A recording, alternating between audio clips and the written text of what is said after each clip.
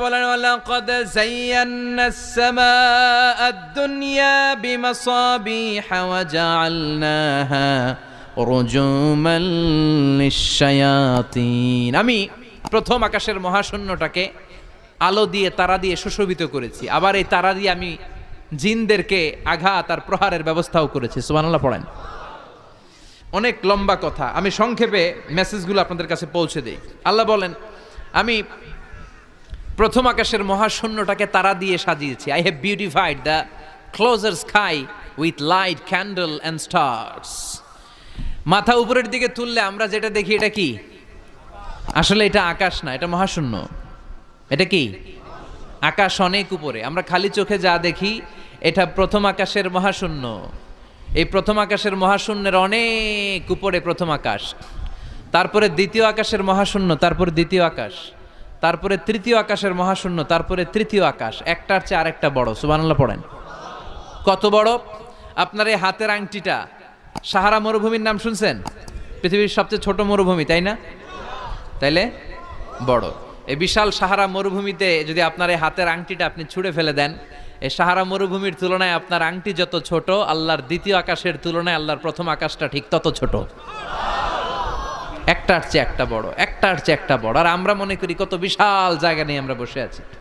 এই যে দেবিদ্বার প্রপারের আজকের এই প্যান্ডেলের এই পরিবেশটা অনেক বড় মনে হচ্ছে না? তাকালে পুরো দেবিদ্বারের তুলনায় এই প্যান্ডেলটা কত ছোট কল্পনা করা যায়? দেবিদ্বার হচ্ছে কুমিল্লার 16টা থানার একটা, তাই না, থানা। কুমিল্লা হচ্ছে বাংলাদেশের 64 জেলার একটা। এরকম 64টা জেলা মিলে আমাদের সুজলা সুফলা শস্য শ্যামলা ডিজিটাল বাংলাদেশ। এই বাংলাদেশ হচ্ছে পৃথিবীর সবচাইতে বড় দেশ।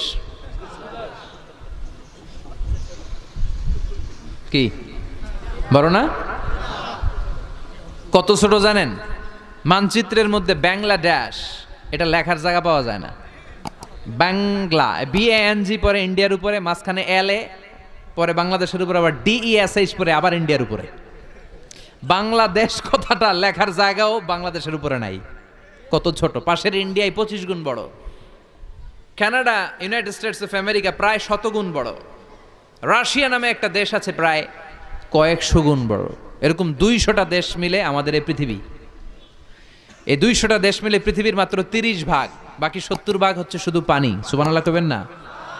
তাহলে পুরো পৃথিবীর তুলনায় দেবিদ্বারের এই প্যান্ডেলটা কত ছোট, কত ক্ষুদ্র আমি, কত তুচ্ছ আমি, কত নগণ্য আমি, চিন্তা করতে পারেন? আচ্ছা, এত বড় মনে হইল এই পৃথিবীটা, এই পৃথিবীটাকে এত বড় মনে হচ্ছে আমাদের, কিন্তু এই যে দ্বীপ্রহরের জলজলে সূর্যটা দেখা যায়, এই সূর্যটা এই বিশাল পৃথিবীর চেয়ে 13 লক্ষ গুণ বড়। 9 কোটি 30 লক্ষ মাইল দূরে 8 মিনিট 18 সেকেন্ড সময় নিয়ে আলোটা আসে। তাহলে এতক্ষণকার আলোচনা পর্যন্ত মনে হচ্ছে সূর্যই মনে হয় অনেক বড়।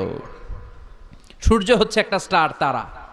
সূর্যের পরে পৃথিবীর সবচেয়ে কাছের তারার নাম প্রক্সিমা সেন্ট্রাই, তারপরে একটা Alpha Centauri A, Alpha Centauri B, যেতে যেতে ইটা ক্যারিনা, ব্যাটেল জিউস, এরকম অনেকগুলো আছে, আপনারা গুগল করলে পাবেন এগুলো।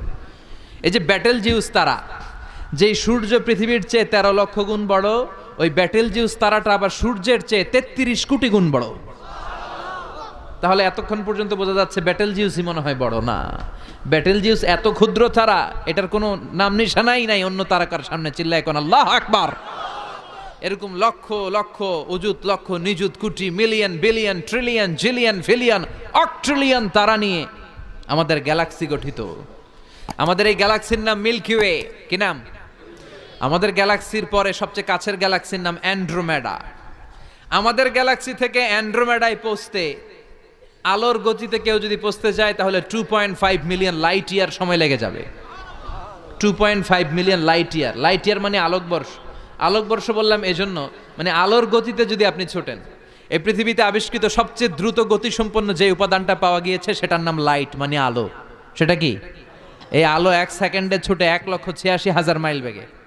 সুবহানাল্লাহ বাড়িতে গিয়া 1 সেকেন্ডে 1 লক্ষ, 1 ঘন্টায় না কিন্তু, 1 মিনিটেও না, আরে 1 সেকেন্ড কইতেই তো 2 সেকেন্ড লাগে মিয়া, কথা কন।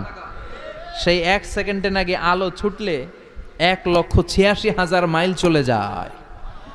তো আলোর গতিতে গতিসম্পন্ন কোনো রকেট, যেই রকেট আলোর গতিতে ছুটবে, এরকম কোনো রকেট যদি আপনারা বানাতে পারেন, তাহলে আমাদের গ্যালাক্সি থেকে, আমাদের মিল্কি ওয়ে থেকে আমাদের সবচেয়ে কাছের গ্যালাক্সি অ্যান্ড্রোমেডাতে পৌঁছতে আপনার 25 লক্ষ বছর লেগে যাবে।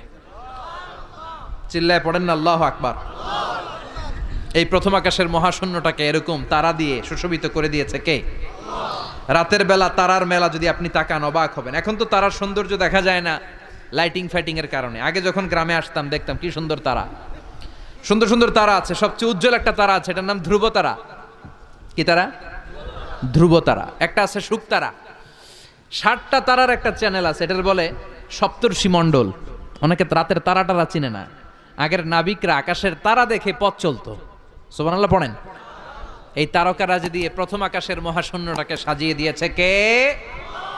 এরপরে সূরার প্রথম রুকুর শেষে আল্লাহ বললেন ওয়াসিররু قولكم أو اجهروا به إنه عليم بذات الصدور ألا يعلم من خلق وهو اللطيف الخبير আল্লাহ বলেন তুমি গোপনে কিছু বলো কিংবা প্রকাশ্যে বলো, তুমি যাই বলো না কেন কথাগুলো শোনে কে?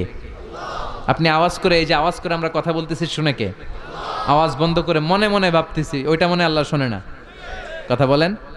7 আকাশের উপরে আল্লাহর আরশ, ওই আরশের উপরে আল্লাহর অবস্থান। 7 জমিনের নিচেও যদি কোনো পিঁপড়া নীরবে নিঃশব্দে হেঁটে যায়, আল্লাহ বলে এত উপর থেকে আমি ওই পিঁপড়ার হেঁটে চলার পায়ের আওয়াজটাও শুনতে পাই। কেউ যেটা শোনে না, শুনে কে? এরপরে আল্লাহ বললেন হুয়াল্লাযী জাআলা লাকুমুল আরদা যালুলান ফামশু ফি মানাকিবিহা ওয়া কুলু মির রিজকি ওয়া ইলাইহিন নুশুর। আল্লাহ বললেন তিনি এমন সত্তা যিনি তোমাদের জন্য জমিনটারে সমতল বানিয়ে দিয়েছেন। জমিনের যেখান দিয়ে প্রয়োজন হেঁটে যাও আর রিজিক তালাশ করো, কিন্তু সবশেষে তার দিকে ফিরে যেতে হবে, ঠিক কি না? জমিনটারে সমতল করলো কে? আজকের এই প্যান্ডেলটা সমতল না? কথা কন না উঁচা নিচা? আজকে এদিকে যদি উঁচা হইতো, এদিকে নিচা, এদিকে খাদ, এদিকে গর্ত, এদিকে আবার উঁচা, বসতে পারতেন? কি সমতল! বিমান থেকে নিচের দিকে তাকালে এটা ভালো টের পাওয়া যায়, মনে হয় সবুজ কার্পেটিং করা। এটা একটা কার্পেট, এটা একটা কার্পেট, কার্পেট কার্পেট, পুরো বাংলাদেশটা মনে হয় যেন আল্লাহ তাআলা সবুজ কার্পেট দিয়ে ডেকোরেশন করে রেখেছে। আল্লাহ বলে সবুজ কার্পেট দিয়ে ডেকোরেশন করেছি দেখে ভেবে নিও না তোমরা বেঁচে গেছো। নাফরমানি আর গাদ্দারি করলে সবুজ কার্পেটের ভিতরেও আগুন আছে না নাই? কি মেকানিজম! উপরে কার্পেট, নিচে আগুন। কার্পেটের নিচে কি? আল্লাহ কোরআনে কসম কেটেছেন ওয়াল বাহরিল মাসজুদ, ফুটন্ত সাগরের পানির কসম। দুনিয়ার কোন সাগরের পানি গরম না, সব ঠান্ডা, কিন্তু আল্লাহ বললেন ফুটন্ত টকবগে সাগরের পানির কসম আমি খেলাম। অনেক গবেষণা হলো এই সাগরের পানি নিয়ে। আমেরিকান নেভাল একাডেমির এক চিফ ইঞ্জিনিয়ার উনি বললেন কোরআনে পাওয়া গেল টকবগে সাগরের পানির কসম, কিন্তু সাগরের পানি তো ঠান্ডা, এখানে গরম আসলো কোত্থেকে? আসলে আল্লাহ সাগরের নিচে যে গরম মজুদ রেখে দিয়েছেন ওইটার দিকে খেয়াল করে বলেছে। তো সে গবেষণা করতে চাইলো, দেখি সাগরের ভিতরে আগুন কই আছে। কোরআন যেহেতু বললো টকবগে সাগরের পানির কসম, আসলে কোনো আগুন টাগুন খুঁজে পাওয়া যায় কিনা। সে সাগরের ভেতরে পাইপ ঢুকাতে শুরু করলো, জোড়া লাগিয়ে লাগিয়ে গবেষণা। তো পাইপ যেতে যেতে অনেক সাগরের গভীরতা শেষে তলা পাওয়া গেল। তলার ভেতরে সে ড্রিল করে পাইপ ঢুকাতে লাগলো। সে পেয়ে গেল মাটির স্তর, এরপরে পাললিক শিলার স্তর। পৃথিবীর ভিতরে কিন্তু অনেকগুলো স্তর আছে জানেন? এই যে পানিগুলো আমরা নষ্ট করি, এই পানি কিন্তু খাই, আমাদের পেশাবই আমরা খাই। আমাদের এই প্রস্রাবও যদি পৃথিবীর 4-5টা স্তর শেষে নিচের দিকে চলে যায়, এটা মিনারেল ওয়াটারের মতো হয়ে যায়। এই 4-5টা স্তর মাটির ভেতরে রেখে দিয়েছে কে? পাললিক শিলা, রূপান্তরিত শিলা, আগ্নেয়গিরির শিলা। এরপরে যখন সে পাইপ ঢুকাতে শুরু করেছে, সে দেখতে পেল এই পাইপগুলো গলে গলে গলে গলে পানি হয়ে যায়। এত আগুন, এত গরম। সে তো অবাক, সে অবাক যে পৃথিবীর ভিতরে এত আগুন আসলো কোত্থেকে। তো এই আগুনের টেম্পারেচারটা কতটুকু পাওয়ারফুল এটা চেক করার দরকার আছে না নাই? সে বলল I need fire proof pipe, bring from America. America থেকে ফায়ার প্রুফের পাইপ আনো, পরীক্ষা চালায় দেখি। ফায়ার প্রুফের পাইপ আনা হলো, এবার ফায়ার প্রুফের পাইপ ঢুকাইতে শুরু করছে। সাগর শেষে তলা, পাললিক শিলা, রূপান্তরিত শিলা, আগ্নেয়গিরির শিলা, ওই আগ্নেয়গিরির শিলার পরে যখন ফায়ার প্রুফের পাইপ ঢুকাতে শুরু করেছে, যেই পাইপে আগুন ধরে না, সে দেখতে পেল ফায়ার প্রুফের পাইপগুলো আগুনে গলে গলে ধোঁয়া আর পানি হয়ে যায়। তাহলে এই সবুজ কার্পেটিং এর নিচে আগুন আছে না নাই? এই আগুন মজুদ করে রেখেছে কে? সে আল্লাহ বললেন, আমিনতুম মান ফিস সামাই আন ইয়াখসিফা বিকুমুল আরদা ফাইযা হিয়া তামুর। তোমরা কি ভেবেছো নাকি সবুজ কার্পেটের উপরে আনন্দে নাচানাচি করবা, আনন্দে লাফালাফি করবা, কিন্তু এই জামিনটারে মুহূর্তের মধ্যে দোলা দিয়ে দিতে পারে কে? খাসাফ মানে হচ্ছে ল্যান্ডস্লাইড, মুহূর্তে ভূমিটা কেঁপে যেতে পারে, পুরো পৃথিবীটা ফাইদা হিয়া তামুর কেঁপে উঠবে, ট্রেম্বলিং ভাইব্রেশন শুরু হয়ে যাবে, পুরো পৃথিবীটার কাঁপাকাঁপির চোটে তোমরা এটার উপর দাঁড়িয়েও থাকতে পারবে না।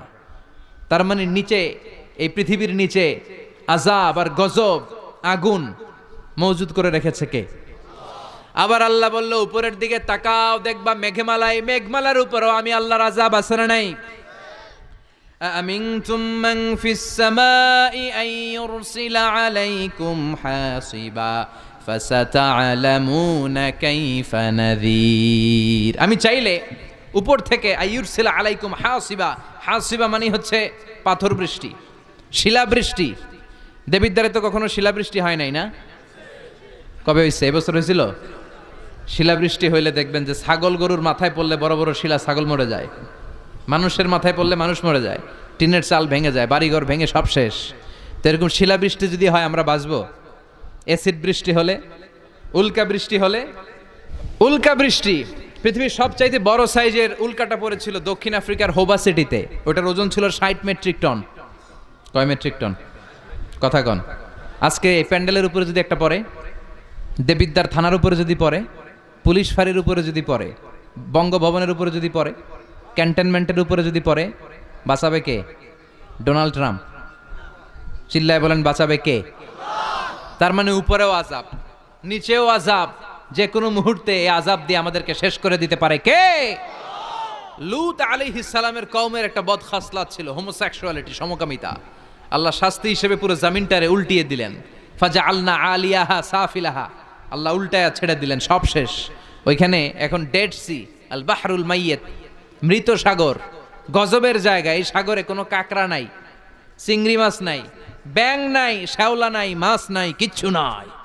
এরকম মুহূর্তের মধ্যে আযাব আর গজব দিয়ে আমাদেরকেও শেষ করে দিতে পারে কে? শুধু বিশ্বনবীর দোয়ার বরকতে আমরা বেঁচে যাই।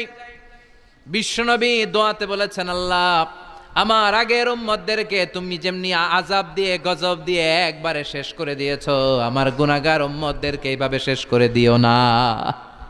বিশ্বনবীর দোয়ার বরকতে আমরা বেঁচে যাই। এরপর আল্লাহ বললেন, নাস্তিকরা কি মুক্ত বিহঙ্গের দিকে তাকায় না? বিহঙ্গ মানে পাখি, মুক্ত পাখির দিকে তাকায় না? পাখির দিকে তাকালে পাখির রব আল্লাহরে খুঁজে পাওয়া যায়, ঠিক কিনা?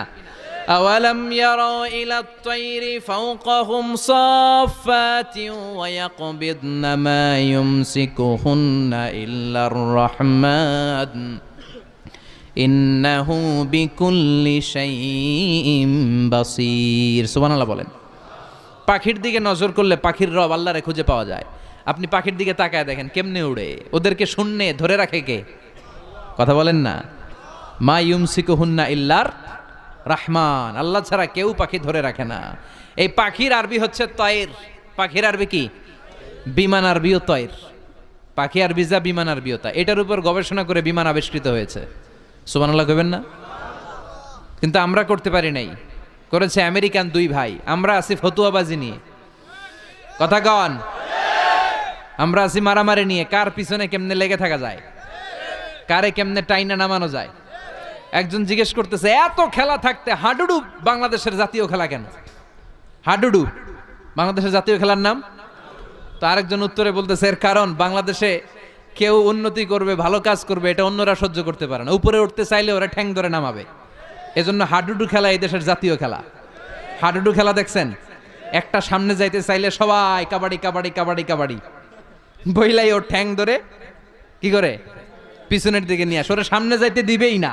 তো এই হচ্ছে আমাদের স্বভাব। চিল্লায় বলেন ঠিক কিনা?